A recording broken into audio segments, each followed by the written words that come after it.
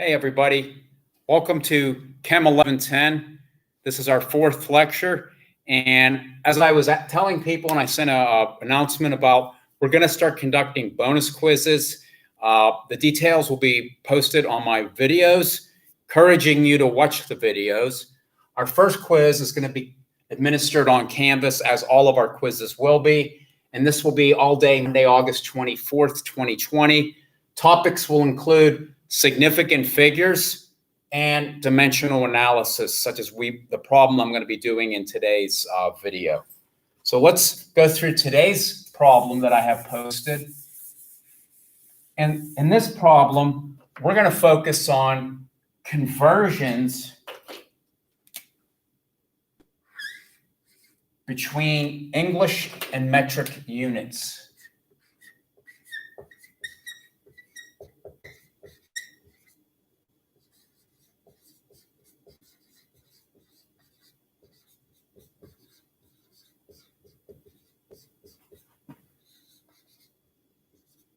So you should be able to do conversions between any English unit and a metric unit. And this is a really good example of a problem you might see if you work in the medical field. A nurse might see this. A patient weighs 154.4 pounds. And on the chart, they ask you to report their mass in kilograms.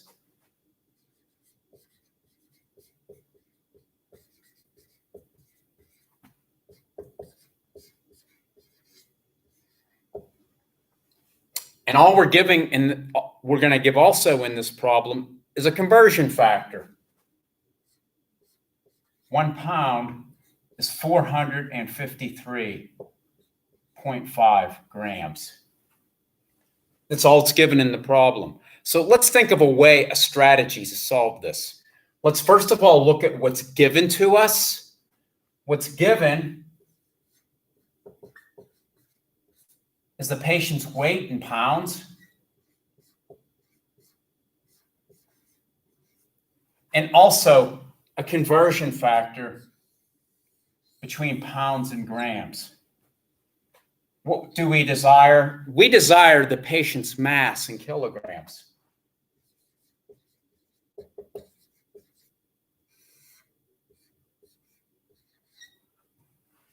So we need to make up a strategy. We need to think of a way to solve this problem.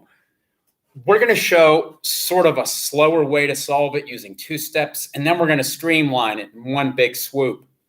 So our strategy to solve this problem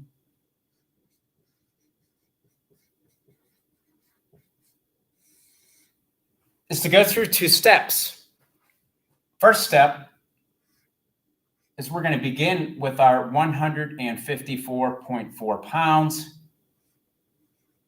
And we're going to use our conversion factor to convert pounds to our mass in grams. Once we get our mass in grams, we're going to do a second step.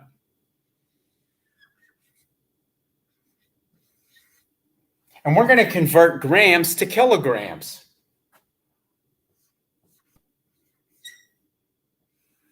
And we know how to do this because we memorized our metric prefixes. And we can create a conversion factor based on the fact that 1 kilogram has exactly 1,000 grams in it. That we need to know. This conversion factor is given to us. So let's go through our strategy and solve it in 2 steps, and then show how we can make our life easier by doing it in one single step. First step, let's convert our given 154.4 pounds to grams using our conversion factor. Remember how we said we create a conversion factor. We create a ratio of what's given to us using the ratio that has the units that are given in the denominator. and we're going to multiply by that conversion factor. Notice pounds are what's given. We can put 1 pound in the denominator, and the new units that we desire go in the numerator.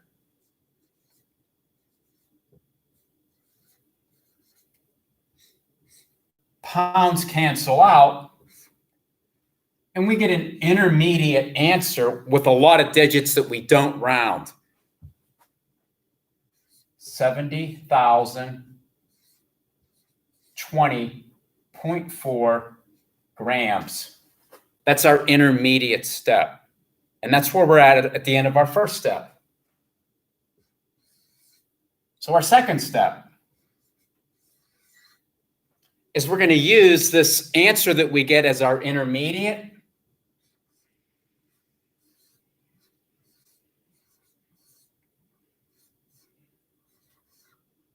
And we're going to use that relationship that we established a few minutes ago as a conversion factor.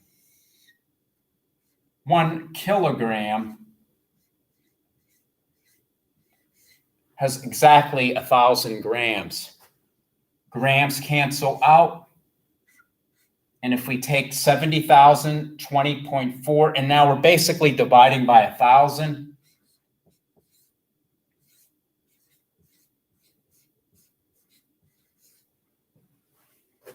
And now we have to think about significant figures. How do we limit this answer? What piece of data, what is data in this particular problem? The patient's weight, 154.4 pounds, tells us that we're only allowed to use 4 significant figures, and it's limited by the 154.4 pounds. Our answer can only have 4 significant figures. And there's the patient's mass in kilograms. A lot of work. 2 steps, go through the process, and you learn it a little bit better by doing step-by-step problem solving. Once you become efficient at it, like riding a bike, you get a better bike, ride faster. That's what we're going to show. We should be able to do the same problem using one single step. Using all the conversion factors that we just discussed, we're going to show how we can do this in one step, and how units are important for using this in a stepwise fashion. 154.4 pounds. First step is we converted it to grams by using our relationship. 1 pound is 453.5 grams. And remember, if we stopped here, we get an answer in grams. All we're going to do is keep going. We're going to convert our grams. There's 1,000 grams in each kilogram. And that's our second step that we showed slowly. So let's first of all make sure our units make sense. Pounds in the numerator, pounds in the denominator, cancel out. We now have grams for our intermediate. We take grams and we have grams in the denominator. Those cancel out. We end up with a final answer in kilograms. And now we just put our numbers into our calculator.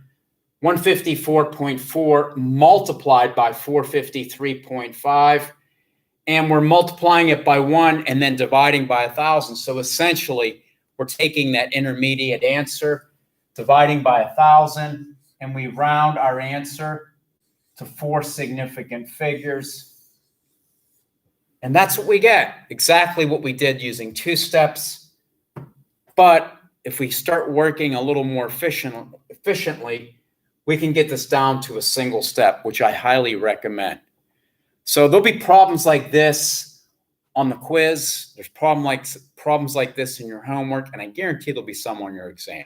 If you have any questions, contact me and we'll go through some more problems. I'll do a couple more in part 2 and part 3 of today's video as a review of dimensional analysis. Thanks a lot.